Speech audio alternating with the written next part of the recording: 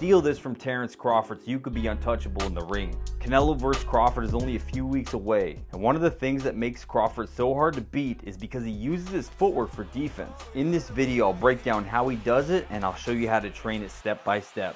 So here's 3 easy ways we're going to use your footwork for defense.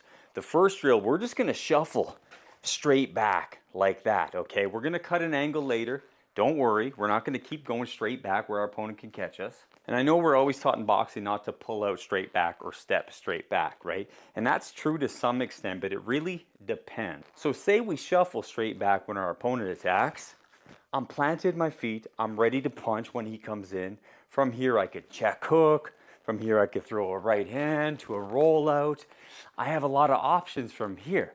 What we don't want to do when we're going straight back is just kind of get stuck on the back leg and be in a bad position. That way I'm not ready to move, I'm not ready to counter, I'm not ready to wrap him up or to do anything aggressive or offensive. The second way is we're going to shuffle straight back and then we're going to curl out to our right, getting to a safer angle where our opponent can't hit us. The third one, we're going to shuffle back.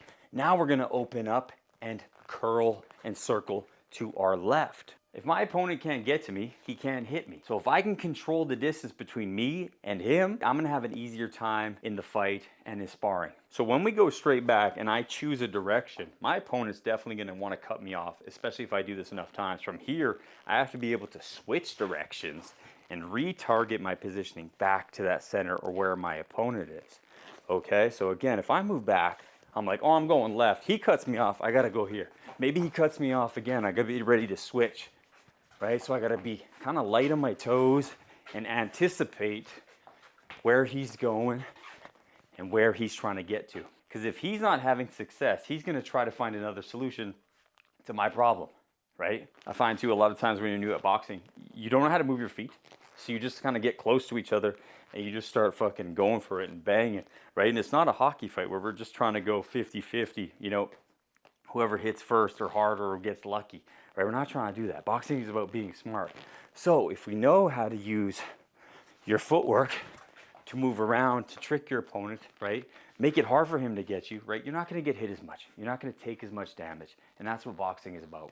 Using your footwork for defense really comes important when you're going up against a guy either in sparring or the fight who's trying to kill you. He's trying to hurt you. He's not trying to like nicely box and be polite. He's trying to come forward like Mike Tyson and really put it on your ass, right? So that's when you need to actually be able to take the fight away from them, use your boxing to stick and move and to keep him from getting to you and doing damage. And I get it, it's not super sexy to do all these drills by yourself in shadow boxing, right? It's not as fun to drill this 1,000 times, you know what I mean? But really that's the stuff that you have to rewire your brain to think that is sexy. That's what's going to get me better.